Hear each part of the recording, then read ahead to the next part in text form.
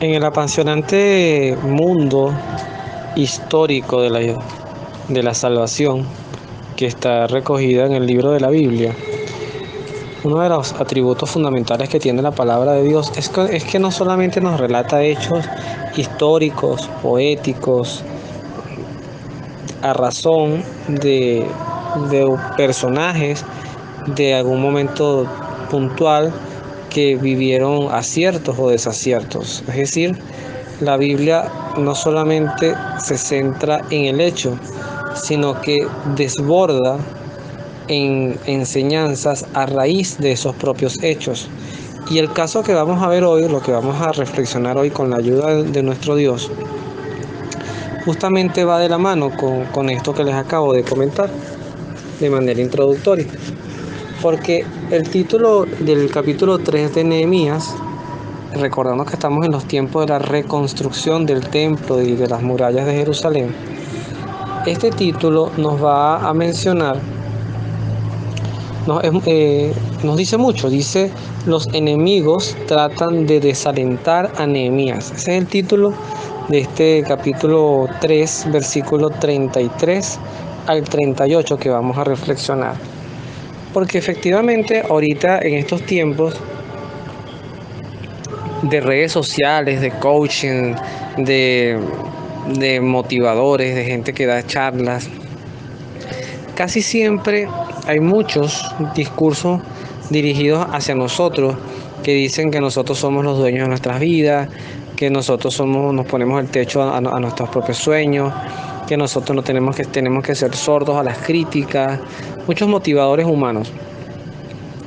Pero ya en la palabra de Dios, ya en la historia de la salvación, y ya en ese Dios pasado, presente y futuro que siempre va a estar acompañando nuestras vidas, hay indicios no del hecho de que tenemos que tragarnos el mundo, no. De hecho, al contrario, no es un buen consejo tragarse el mundo. Lo que sí tenemos que hacer es, de cara a la vida que tenemos, hacer cosas útiles en el sentido del servicio a Dios y a los demás. Porque al final, quizás esto sea reflexión para otro espacio dentro de las múltiples actividades que desarrollamos en Abrazando Nuestra Fe, en Instagram, en nuestro propio canal de YouTube y aquí, por supuesto, a través de este grupo de WhatsApp.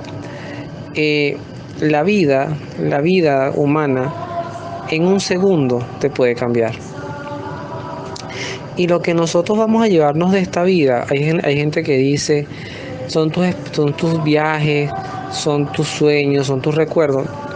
Yo eso no lo comparto mucho, lo que nosotros nos llevamos ante Dios, porque recordemos que no es una desaparición física, mejor dicho, no es una desaparición existencial, sí es física, pero no es existencial. Pero tampoco es que vamos a estar sumergidos en un limbo donde solamente vamos a tener presente nuestros recuerdos. Eso sería muy torturador. Nosotros vamos ante Dios.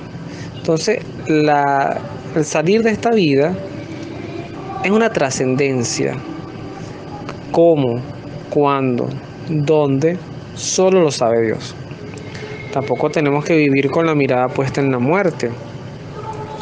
Eso le pasó a las comunidades en la época de San Pablo. No recuerdo, me van a disculpar la laguna, no sé si fue a los tesalonicenses, pero yo sé que hay una frase de San Pablo que decía: el que no trabaje, que no coma. Y esa frase viene inspirada a que efectivamente, como ya había comunidades cristianas que estaban esperando la segunda venida de Cristo, ya no estaban haciendo nada. Ya nosotros no vamos a hacer nada, vamos a quedarnos tranquilos porque Cristo ya va a venir. Y entonces cuando San Pablo despierta, da esa bofetada motivacional o educativa y dice: epa, mientras esa venida no venga o no llegue, hay que seguir haciendo, hay que seguir trabajando. Y lo que hagamos, en estos días leí algo en las redes sociales que me pareció muy atinado. Lo que hagamos en esta vida, si a usted le toca barrer, o si a usted le toca ser arquitecto de rascacielos, lo que hagamos, hagámoslo bien hecho y con amor, porque eso es una forma también de darle a Dios homenaje con las buenas obras y las buenas acciones. Pero ¿qué es lo que le ocurre a Nehemías? Pues bueno, recordemos que Nehemías viene de ser el copero, como dijimos en el encuentro pasado, del rey Artajerjes de Persia. Era el copero, pero él pide una dispensa para trasladarse hacia la ciudad donde estaban enterrados sus padres, que estaba en ruinas, porque él quería reconstruir esa ciudad. Él obtiene el permiso y emprende su misión. Y aquí en este capítulo es fundamental porque fíjate con lo que él se consigue. Dice, aparece un personaje llamado Sanbalat que dice, cuando Sanbalat se enteró de que estábamos reconstruyendo la muralla, fíjese que este texto está escrito como en primera persona. O sea, es el propio Nehemías que está relatando el hecho, como una carta autobiográfica. Dice, cuando Sanbalat se enteró de que estábamos reconstruyendo la muralla, se enojó. Se burlaba de los judíos y decía delante de sus hermanos y de los señores de Samaria, ¿qué pretenden hacer estos miserables judíos? ¿Acaso van a construir, terminar y celebrar la inauguración en un día? ¿Creen acaso dar vida a esas piedras calcinadas sacadas de montones de escombros? Tobías, el amonita que estaba a su lado, dijo, déjenlos que construyan, pues cualquier zorro echará abajo su muralla. Hasta ahí el panorama es terrible, ¿no? Además, era un samaritano, que recordemos que ya el reino del norte había desaparecido y para siempre, a diferencia del sur, que es el que se está reconstruyendo, y por eso es que a veces muchos, amparados en sus desgracias, quieren llevar ese pesimismo a los demás. Y eso pasa entre personas, entre familias, entre sociedades y entre países. Entonces es cuando Nehemías hace una proclama a Dios, no a Sanbalat ni a los que se burlaban de ellos, a Dios. Dice, escucha Dios nuestro, porque somos despreciados. Haz que caiga su insulto sobre su cabeza y entrégalos al desprecio en un país donde estén desterrados. No pases por alto sus insultos, ni su pecado sea borrado de tu presencia, porque han ofendido a los que edificaban. El pueblo trabajaba de todo corazón, y llegamos a terminar la muralla hasta media altura. Palabra de Dios, te alabamos, Señor. Muchas de las cosas de nuestra vida, si nosotros las pensamos y las pensamos y las pensamos y las volvemos a pensar y pedimos 30 consejos, 40 opiniones, nunca las vamos a hacer. Es como los matrimonios que a veces para tener un bebé, sobre todo los matrimonios jóvenes, empiezan a colocar los peros. Bueno, ya va, cuando tengamos el apartamento propio, cuando mi trabajo gane más, cuando. Y la vida va pasando, porque al final ese momento perfecto nunca va a llegar.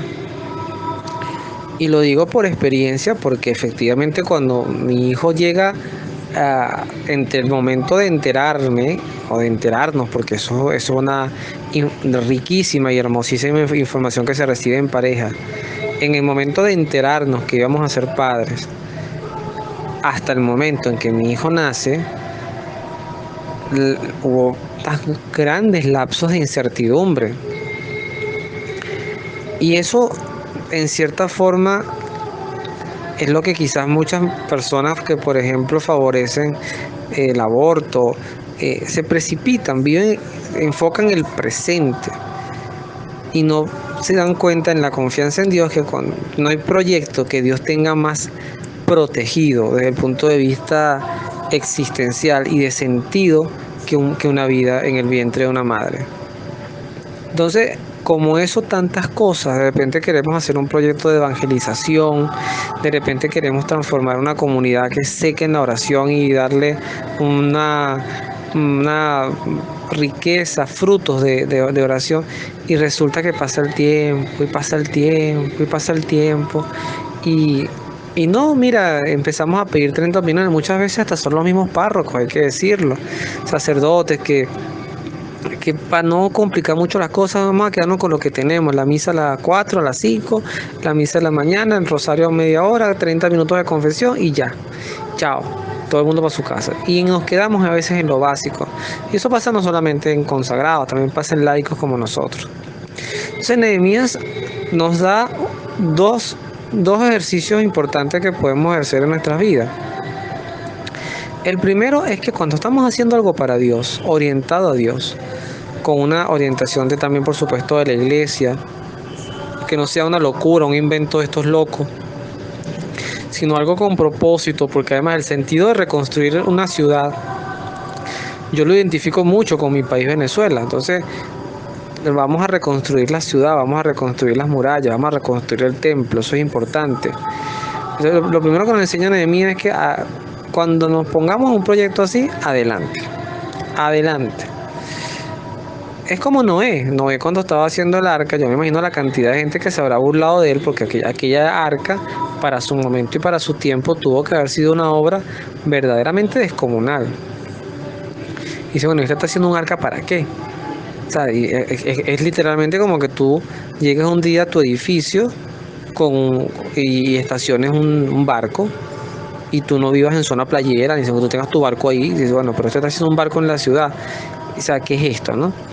Y lo segundo que nos enseña Nehemías es que nosotros, más que entrar en discusiones absurdas con quienes no están aportando nada productivo a tu vida, entrégale eso a Dios.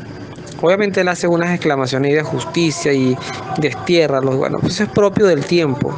Pero lo que me quiero centrar es el hecho de la situación, entregársela a Dios.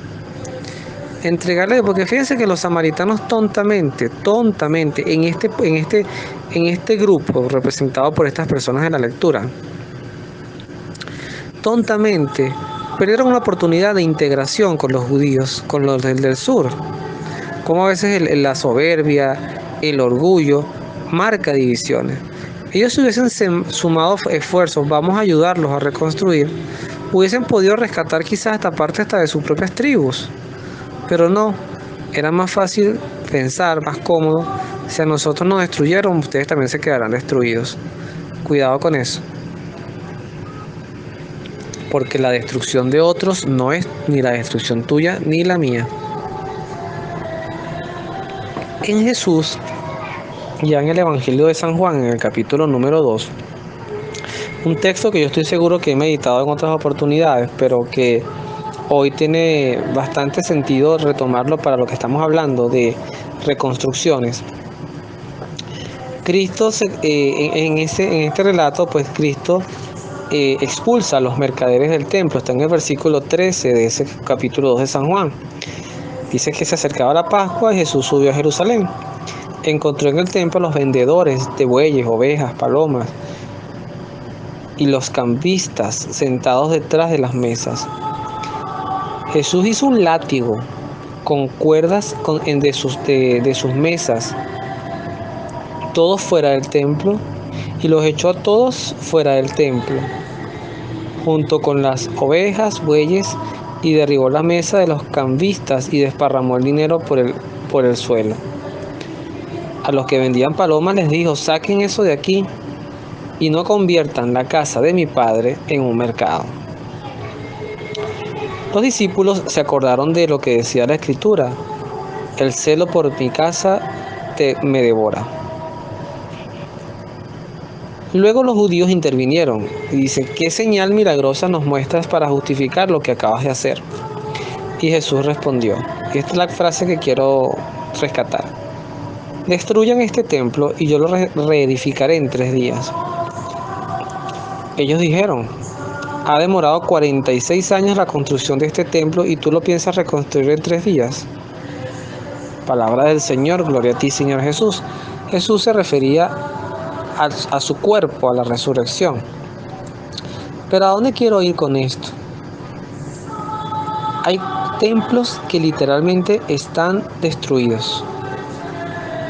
El templo de un familiar, nuestro propio templo, porque dentro de nosotros ya no hay oración, ya no hay espiritualidad, ya no hay fe, ya no hay esperanza, porque podemos estar pasando por algún momento de adversidad muy duro.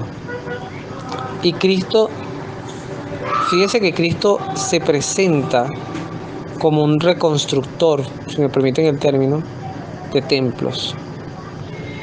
Es decir, quizás hoy sea un momento propicio al escuchar este audio de decirle a Dios: Señor, reconstruye mi templo. Porque yo voy a cumplir 40 años dentro de un mes. Y así como el templo de Jerusalén se tardó 46 años, puede ser que yo en 40 años mi templo esté muy destruido por muchas cosas.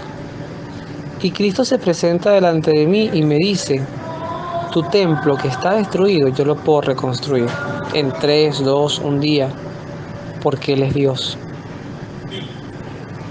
Ese vicio que tienes, esa doble vida que manejas, esa rabia que incesantemente está en tu corazón, esa desesperanza, yo la puedo sanar.